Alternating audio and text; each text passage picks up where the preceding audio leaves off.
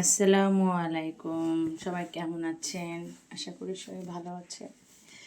প্রতিদিনের মতো চলে আসলাম আর একটু ভিডিও নিয়ে।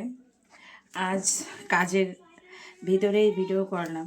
আসলে শীতে বাইরে যেতেও ভালো লাগতেছে না, তো তাড়াতাড়ি কিছু বাসি থালা বাসন ছিল সেগুলো পরিষ্কার করে নিচ্ছি।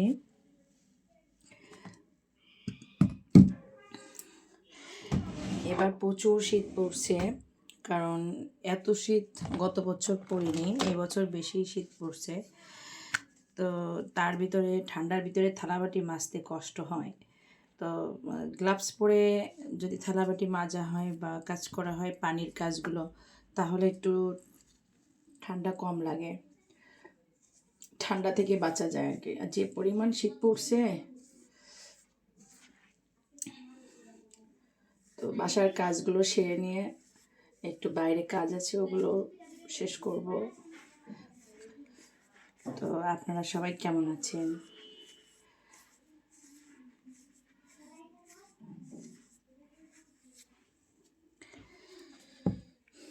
অনেক দিন বেসিনটার আশেপাশে পরিষ্কার করা হয় না, তো আজকে পরিষ্কার করে নিলাম সুন্দর করে।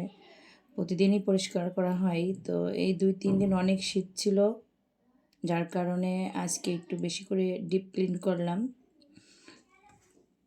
শীতের কারণে আসলে ঠান্ডা পানিতে হাত দিতেও কষ্ট হচ্ছে।